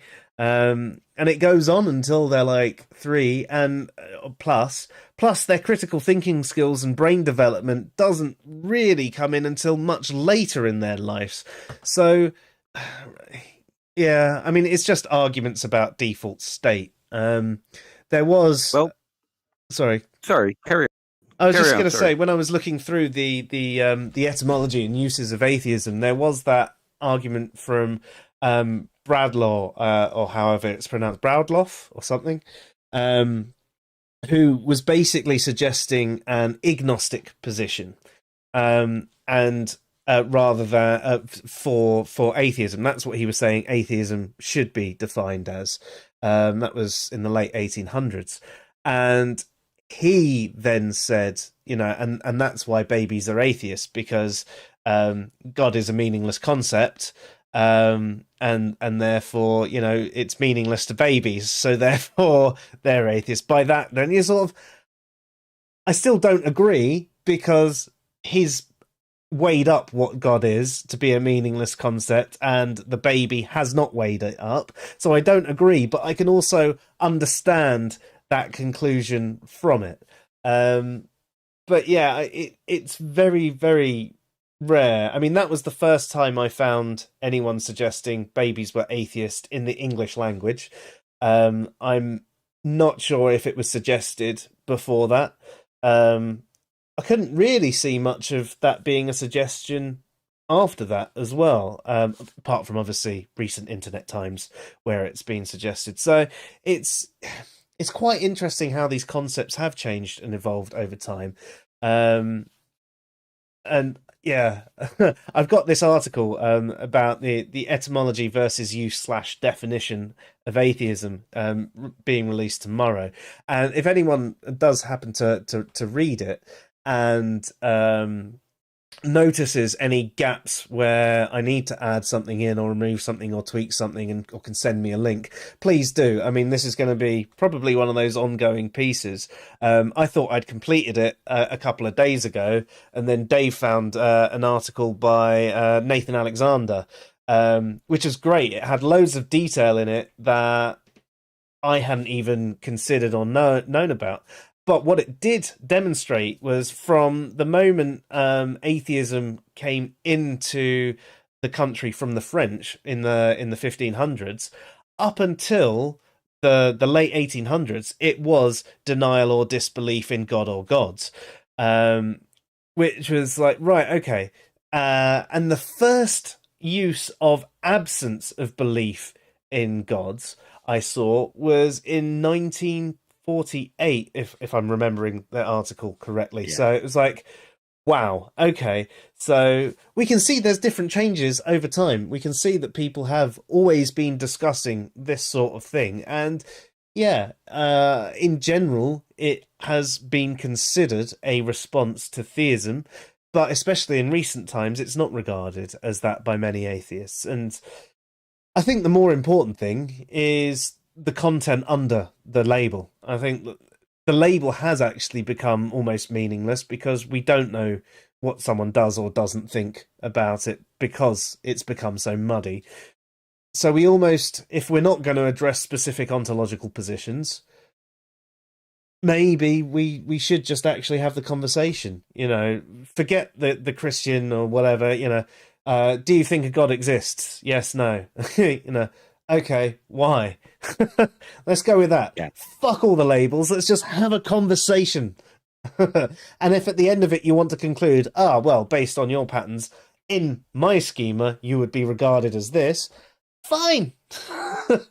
You've now categorized them in a way that makes sense to you, and you know what they do and don't believe, but they don't have to adhere to your label. Yeah. And I mean, one thing I've heard about this whole atheism is the default state and babies are born atheist stuff, is that it's pushback against theists arguing that babies are born believers. Now, an even easier pushback is to say, well, if theism is the affirmation of the proposition God exists, how many babies do you know that can affirm that? Yeah. Yeah. I'm with you. I think we're generally preaching to the choir, though, aren't we? Yeah, true. Although Computer Brain says, I think my pet rock is a vegan. Well, it doesn't eat meat. I mean, it makes the same kind of sense to me as saying babies are atheists and rock are atheists. Yeah. I mean, they don't have a digestive system. They don't eat at all. So what's the point of talking about it in terms of things like that? I know you're joking, obviously, Computer Brain, but that's just it. Why talk about things in terms that don't make sense for that particular creature? I can't fly. So we wouldn't talk about me in terms of, unless we're being metaphorical, about me flapping my wings and flying away.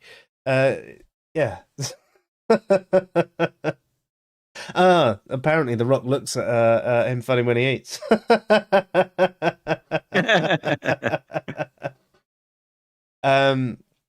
Maverick, how do you account for the emergence of consciousness from lifeless matter without prior consciousness? You can flip that one back on yourself. How do you account for an initial consciousness? There's a lot that we don't know about life, but if you think about even a physicalist approach can explain the emergence of consciousness. It puts it in purely physical terms, which I don't 100% agree with, but can understand. And there wasn't consciousness in early life, these early cells that came about. In fact, there isn't much consciousness on the planet that is as developed as ours. In fact, I think Luke's probably better to have this conversation, considering his degrees are in this stuff. But yeah, if you think about how everything built on everything, so your single-celled organisms into more and more and more, and everything got progressively more complex over time, and probably part of an evolutionary survival trait to continue surviving, we had to develop these consciousnesses that helped us reason and become self-aware. Now, I don't have all the answers in this field. We don't fully understand consciousness yet. So I can't give you that answer, but I wouldn't personally fill that gap with a god. But I can understand if you do. It sounds more like he's arguing for something like panpsychism. Consciousness is a fundamental property of the universe. You could be. I could be wrong. Yeah. You could be. I could be. Maverick, what's your ontological position?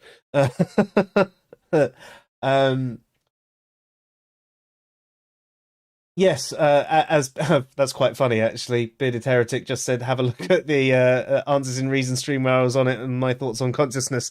There you go. But yeah, you're right. Or join us again next Tuesday. Yeah, next Tuesday. Yeah, Bearded Heretic is actually going to be back on, and we're going to be discussing. So we last Tuesday we wanted to discuss consciousness and morality, but we spent most of the show on consciousness. So next week we're going to spend most of it on morality, and then if there's time, we're going to touch on psychopathy, which I think would be incredibly interesting. And Chris might even join us for that one as well, because he's quite interested in Nice one. psychopathy. It means I'm going to have to set up a new screen as well, so that there can be 4 of us. Giving me more work. So I'm going to leave the comments now about consciousness, because that's what you're going on, and address the rest of the the conversation that's going on in the chat. God, I can't even converse myself. I can relate. Luke says, my view is that babies cannot believe or not believe, so it's an inane point. Yeah, no, that's what we're talking about. Like with the example with a rock being described as vegan or a carnivore or anything like that. Again, they can't eat, or not eat in a way, but there isn't that process. They can't refuse to eat, they say, a particular thing. Cher says, I understand how you got here versus I agree with you. Yeah, you got to be clever with your language, and I'm not particularly clever, so the fact that you spotted that one, thanks. Maverick is a form of pantheist. So pantheism is an interesting one. So it's essentially equating the universe with divinity. I actually find it quite interesting. I'm not sure I would necessarily do it myself, but there are times when I'm lying there daydreaming. I sort of imagine the entire universe almost as its own biological organism, and we're just microbes on a tiny cell. But I mean, that's me having a flight of fantasy. But maybe we should have you on to have a conversation about your form of pantheism, because it is some form that I'm actually really interested in. And if I'm honest, I don't know enough about particular people's forms of pantheism, so it would be a learning exercise for me. You can talk away. I'm sure you've seen from these streams, we're not here to tell you you're an idiot for believing whatever you believe. At the end of the day, I'm not going to try and convince you not to believe it. If you're happy believing and you're not hurting anyone, then what do I care? And it's something we don't often get to discuss within the atheist community itself. So it might be nice to have a discussion and sort of get some ideas out there. Yeah, definitely. So Cafe says, out of curiosity, are either of you guys familiar with perennial philosophy? No, unfortunately not. No. So, I mean, Cafe, you're probably going to have to send us some information on that, or if you want us to have a look up of it, we can do that and maybe address it. But if you've got anything in particular you wanted to know, then please, fire away. So yes, Bearded Heretics, looking forward to next week. Yeah. Yeah, same. So, do you want to start with psychopathy rather than going into to morality? Oh, we could do that, but then I think we're just going to get stuck on psychopathy, because I think it's one of those things that's so interesting, well, that we won't actually address morality. Unless we're all free to start a little bit earlier, and then maybe we'll be able to get the whole stream in. But I know it's a bit of a tight squeeze between your studies and eating and everything like that, Dave. Yeah. I mean, like I say, I've got the assignment due Tuesday. I'll start it Monday and finish it Tuesday, hopefully. But I might be pushed for time. Yeah, fair. Well, I mean, we'll have a chat about it, and we'll take that one offline, and we'll sort out the show plan for next Tuesday. So, does anyone else have any more comments before we go? Chesh says, pantheism seems to me to be very personal. Like, depending on who you're talking to, it's so much dependent on the person. I must say, I have noticed that from the conversations I've had about it as well. Although there is someone on Twitter who I've butted heads with recently called Rational Pantheism, and their behavior is anything but. And there's a couple of articles that they have written that the way it's been written in such a derogatory way against atheists and things like that, it's just switched me off straight away, and it's made me completely unreceptive. They might have some very good points. They didn't in their one about atheism being completely irrational, because they were just derogatory the whole way through it. But they might have some good points in their other articles, but it's the way they've presented themselves, which again is what we're talking about, what we atheists do to other people, when we are being, so derogatory, offensive, calling theists idiots for just believing in God, telling them they're irrational, saying we're super smart ones and all that. I mean, none of that is going to progress a conversation, and a lot of it is completely false anyway. So, yeah. Yes, there is panentheism. So panentheism, what's interesting is there are some Christians who are also panentheists. So panentheism is God is basically bigger than the universe and is in everything and everyone. So whereas pantheism is God and the universe are basically the same thing, or you're equating the universe with some form of divinity.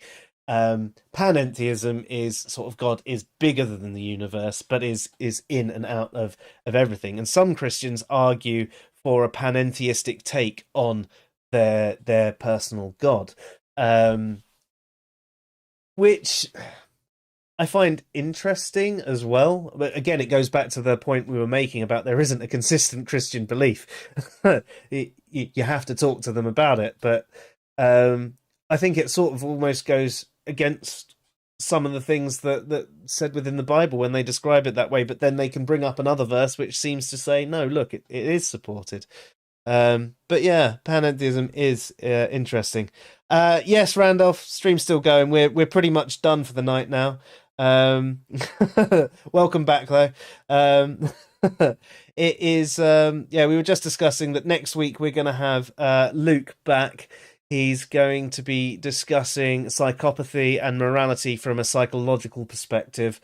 And we're going to be comparing the morality side to how it's discussed within philosophy and seeing if there's any correlation. We'll even be discussing how terms like subjective are used within psychology versus how they're used within philosophy. There's obviously specific ways these terms are used that are contextually correct, but obviously language, especially words like subjective, it's polysemous.